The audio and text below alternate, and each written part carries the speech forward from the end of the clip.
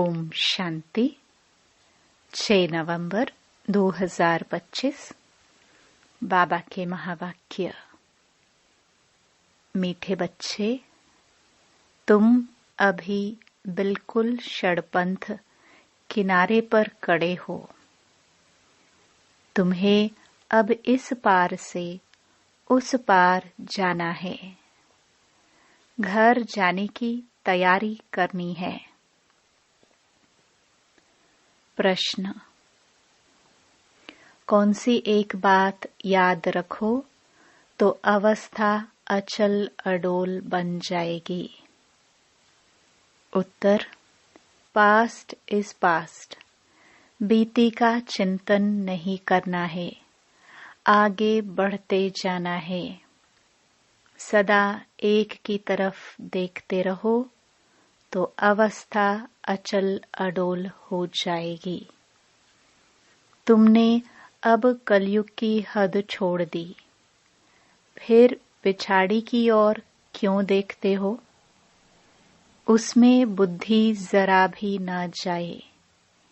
यही है सूक्ष्म पढ़ाई। ओम शांति। दिन बदलते जाते हैं, टाइम पास होता जाता है। विचार करो, सतयुग से लेकर टाइम पास होते होते अभी आकर कलयुग के भी किनारे पर खड़े हैं। यह सतयुग, त्रेता, द्वापर, कलयुग का चक्र भी जैसे कि मॉडल है। सृष्टि तो बड़ी लंबी चौड़ी है। उसके मॉडल रूप को बच्चों ने जान लिया है। आगे यह पता नहीं था कि अब कलयुग पूरा होता है। अब मालूम पड़ा है तो बच्चों को भी बुद्धि से सतयुग से लेकर चक्कर लगाए कलयुग के अंत में किनारे पर आकर ठहरना चाहिए। समझना चाहिए, टिक टिक होती रहती है, ड्रामा फिरता रहता है। बाकी क्या हिसाब रहा होगा? जरा सा रहा होगा। आगे पता नहीं था। अभी बाप ने समझाया है। बाकी कोना आकर रहा है। इस दुनिया से उस दुनिया में जाने का अभी बाकी थोड़ा समय है। यह ज्ञान भी अभी मिला है। हम सतयुग से लेकर चक्कर लगाते लगाते अब कलयुग अंत में आकर पहुंचे हैं। अब फिर वापस जाना है। आने का और निकलने का गेट होता है ना। यह भी ऐसे है। बच्चों को समझाना चाहिए, बाकी थोड़ा किनारा है। यह पुरुषोत्तम संगम युग है ना। अभी हम किनारे पर हैं। बहुत थोड़ा समय है। अब इस पुरानी दुनिया से ममत्व निकालना है। अब तो नई दुनिया में जाना है। समझानी तो बड़ी सहज मिलती है। यह बुद्धि में रखना चाहिए। चक्र बुद्धि में फिरना चाहिए। अभी तुम कलयुग में नहीं हो। तुमने इस हद को छोड़ दिया है। फिर उस तरफ वालों को याद क्यों करना चाहिए, जबकि छोड़ दिया है पुरानी दुनिया को। हम पुरुषोत्तम संगम युग पर हैं। फिर पिछाड़ी में देखे भी क्यों? बुद्धि योग विकारी दुनिया से क्यों लगाए? यह बड़ी सूक्ष्म बातें हैं। बाबा जानते हैं। कोई कोई तो रुपये से एक आना भी समझते नहीं है। सुना और भूल जाते हैं। तुमको पिछाड़ी तरफ नहीं देखना है। बुद्धि से काम लेना है ना। हम पार निकल गए, फिर पिछाड़ी में देखे ही क्यों? Past is past. बाप कहते हैं, कितनी महीन बातें समझाते हैं। फिर भी बच्चों का कांध पिछाड़ी में क्यों लटका रहता है? कलयुग तरफ लटका हुआ है। बाप कहते हैं, कांध इस तरफ कर दो। वह पुरानी दुनिया तुम्हारे काम की चीज नहीं है। बाबा पुरानी दुनिया से वैराग्य दिलाते हैं। नई दुनिया सामने खड़ी है। पुरानी दुनिया से वैराग्य। विचार करो, ऐसी हमारी अवस्था है। बाप कहते हैं, पास्ट इज पास्ट। बीती बात को चिताओ नहीं। पुरानी दुनिया में कोई आश नहीं रखो। अब तो एक ही ऊंच आश रखनी है। हम चले सुखधाम। बुद्धि में सुखधाम ही याद रहना चाहिए। पिछाड़ी में क्यों फिरना चाहिए? परंतु बहुतों की पीठ मुड़ जाती है। तुम अभी हो पुरुषोत्तम संगम युग पर। पुरानी दुनिया से किनारा कर लिया है। यह समझ की बात है ना। कहाँ ठहरना नहीं है, कहाँ देखना नहीं है। बीती को याद नहीं करना है। बाप कहते हैं, आगे बढ़ते जाओ, पिछाड़ी को नहीं देखो। एक तरफ ही देखते रहो, तब ही अचल स्थिर अडोल अवस्था रह सकती है। उस तरफ देखते रहेंगे तो पुरानी दुनिया के मित्र संबंधी आदि याद पड़ते रहेंगे। नंबरवार तो है ना। आज देखो तो बहुत अच्छा चल रहा है, कल गिरा तो दिल एकदम हट जाती है। ऐसी ग्रहचारी बैठ जाती है जो मुरली सुनने पर भी दिल नहीं होती। विचार करो, ऐसे होता है ना। बाप कहते हैं, तुम अभी संगम पर खड़े हो तो रुख आगे रखना चाहिए। आगे है नई दुनिया, तब ही खुशी होगी।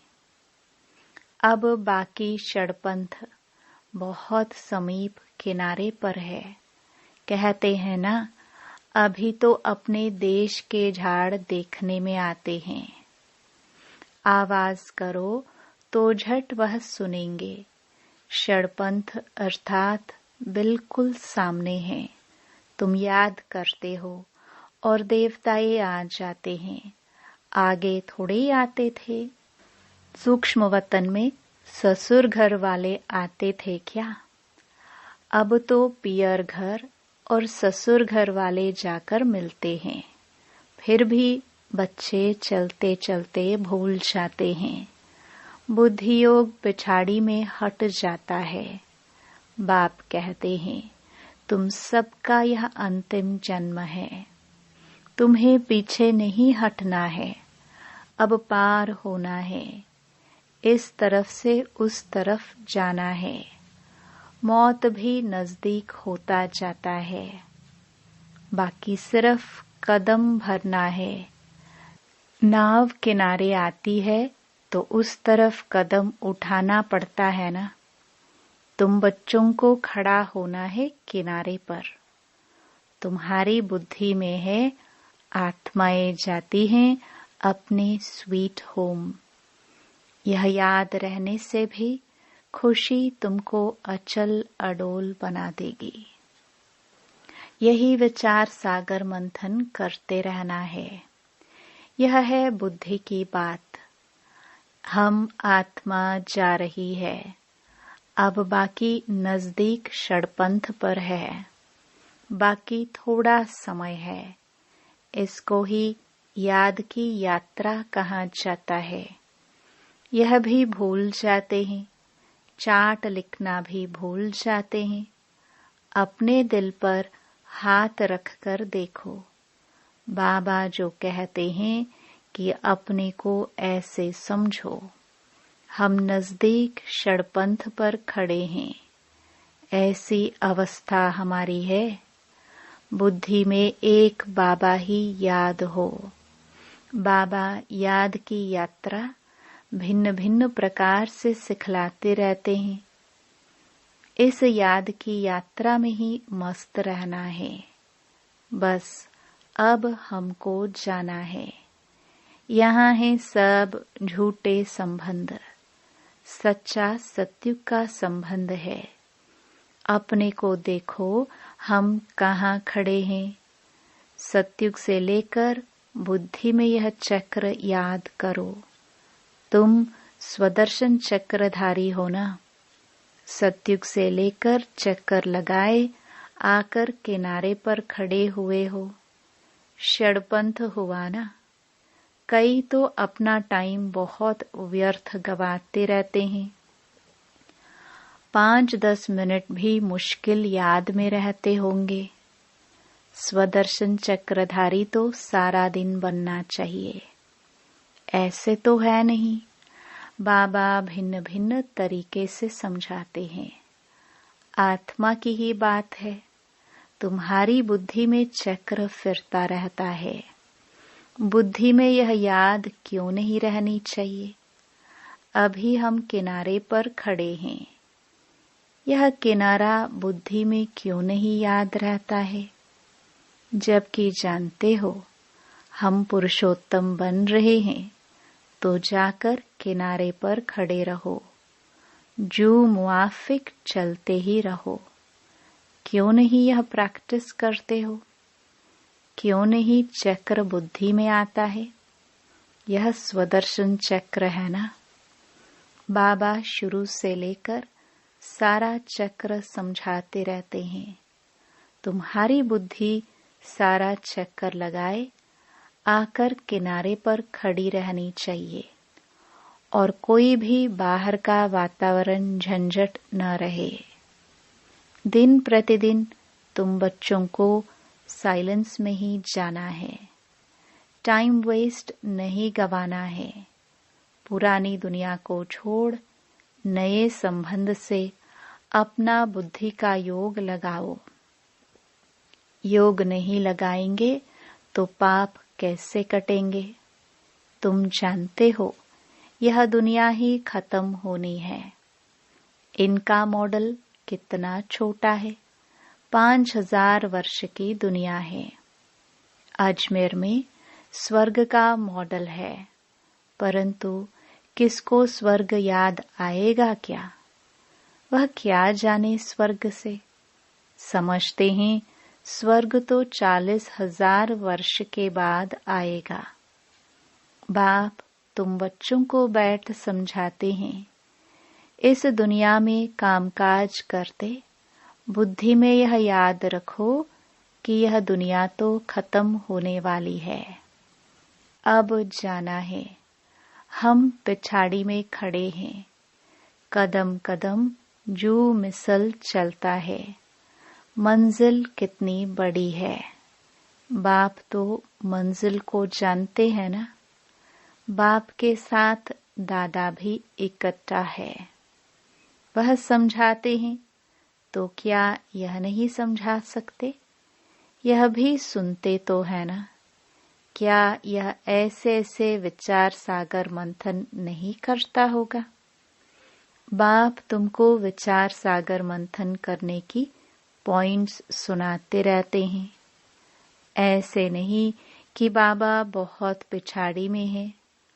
अरे यह तो दुम लटका हुआ है, फिर पिछाड़ी में कैसे होगा? यह सब गुह्य गुह्य बातें धारण करनी है। गफलत छोड़ देनी है। बाबा के पास 2-2 वर्ष के बाद आते हैं। क्या यह याद रहता होगा कि हम नजदीक किनारे पर खड़े हैं? अभी जाना है। ऐसी अवस्था हो जाए तो बाकी क्या चाहिए? बाबा ने यह भी समझाया है, डबल सिरताज। यह सिर्फ नाम है। बाकी लाइट का ताज कोई वहां रहता नहीं है। यह तो पवित्रता की निशानी है। जो भी धर्म स्थापक है उनके चित्रों में लाइट जरूर दिखाते हैं, क्योंकि वह वाइसलेस सतो प्रधान है। फिर रजो तमो में आते हैं। तुम बच्चों को नॉलेज मिलती है उसमें मस्त रहना चाहिए। भल तुम हो इस दुनिया में, परंतु बुद्धि का योग वहां लगा रहे। इनसे भी तोड़ तो निभाना है। जो इस कुल के होंगे वह निकल आएंगे। सैपलिंग लगना है। आदि सनातन देवी देवता धर्म वाले जो होंगे वह जरूर आगे पीछे आएंगे। पिछाड़ी में आने वाले भी आगे वालों से तीखे जाएंगे। यह पिछाड़ी तक होता रहेगा। वह पुरानों से तीखे कदम बढ़ाएंगे। सारा इम्तिहान है याद की यात्रा का। भल देरी से आए हैं, याद की यात्रा में लग जाए और सब धंधा धोरी छोड़ इस यात्रा में बैठ जाए। भोजन तो खाना ही है। अच्छी रीति याद में रहे तो इस खुशी जैसी खुराक नहीं। यही तात लगी रहेगी। अभी हम जाते हैं। 21 जन्मों का राज्य भाग्य मिलता है। लॉटरी मिलने वाले को खुशी का पारा चढ़ जाता है ना। तुमको बहुत मेहनत करनी है। इसको ही अंतिम अमूल्य जीवन कहा जाता है। याद की यात्रा में बहुत मजा है। हनुमान भी पुरुषार्थ करते करते स्थैर्यम बनाना। भंबोर को आग लगी, रावण का राज्य जल गया। यह एक कहानी बना दी है। बाप यथार्थ बात बैठ समझाते हैं। रावण राज्य खलास हो जाएगा। स्थैर्यम बुद्धि इसको कहा जाता है। बस सब षड़पंथ है। हम जा रहे हैं। इस याद में रहने का पुरुषार्थ करो, तब खुशी का पारा चढ़ेगा। आयु भी योग बल से बढ़ती है। तुम अभी दैवी गुण धारण करते हो, फिर वह आधा कल्प चलती है। इस एक जन्म में तुम इतना पुरुषार्थ करते हो जो तुम जाकर यह लक्ष्मी नारायण बनते हो, तो कितना पुरुषार्थ करना चाहिए। इसमें गफलत व टाइम वेस्ट नहीं करना चाहिए। जो करेगा सो पाएगा। बाप शिक्षा देते रहते हैं। तुम समझते हो कल्प कल्प हम विश्व के मालिक बनते हैं। इतने थोड़े टाइम में कमाल कर देते हैं। सारी दुनिया को चेंज कर देते हैं। बाप के लिए कोई बड़ी बात नहीं। कल्प कल्प करते हैं। बाप समझाते हैं। चलते फिरते खाते पीते अपना बुद्धि योग बाप से लगाओ। यह गुप्त बात बाप ही बच्चों को बैठ समझाते हैं। अपनी अवस्था को अच्छी रीति जमाते रहो, नहीं तो ऊंच पद नहीं पाएंगे। तुम बच्चे नंबरवार पुरुषार्थ अनुसार मेहनत करते हो। समझते हो अभी तो हम किनारे पर खड़े हैं, फिर पिछाड़ी में हम क्यों देखें। आगे कदम बढ़ते रहते हैं। इसमें अंतर्मुखता बहुत चाहिए। इसलिए कछुए का भी मिसाल है। यह मिसाल आदि सब तुम्हारे लिए है। सन्यासी तो है ही हठ योगी। वह तो राजयोग सिखला न सके। वो लोग सुनते हैं तो समझते हैं यह लोग हमारी इंसल्ट करते हैं। इसलिए यह भी युक्ति से लिखना है। बाप बिगर राजयोग कोई सिखला न सके। इनडायरेक्ट बोला जाता है तो ख्याल न हो। युक्ति से चलना होता है ना। जो सर्प भी मरे लाठी भी ना टूटे, कुटुंब परिवार आदि सबसे प्रीत रखो, परंतु बुद्धि का योग बाप से लगाना है। तुम जानते हो हम अभी एक की मत पर हैं। यह है देवता बनने की मत। इसको ही अद्वैत मत कहा जाता है। बच्चों को देवता बनना है। कितना बार तुम बने हो? अनेक बार। अभी तुम संगम युग पर खड़े हो। यह अंतिम जन्म है। अब तो जाना है। पिछाड़ी में क्या देखना है? देखते हुए फिर भी अपनी अडोलता में तुम खड़े रहो। मंजिल को भूलना नहीं है। तुम ही महावीर हो जो माया पर जीत पाते हो। अभी तुम समझते हो हार और जीत का यह चक्र फिरता रहता है। कितना वंडरफुल ज्ञान है बाबा का। यह पता था क्या कि अपने को बिंदी समझना है? इतनी छोटी सी बिंदी में सारा पाठ नूंधा हुआ है जो चक्र फिरता रहता है। बहुत वंडरफुल है। वंडर कहाँ छोड़ना ही पड़ता है। अच्छा, मीठे मीठे सिखिलदे बच्चों प्रति मात पिता बाप दादा का याद प्यार और गुड मॉर्निंग।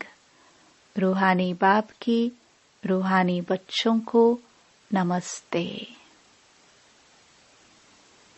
धारणा के लिए मुख्य सार। पहला, पीछे मुड़कर नहीं देखना है। किसी भी बात में ठहर नहीं जाना है।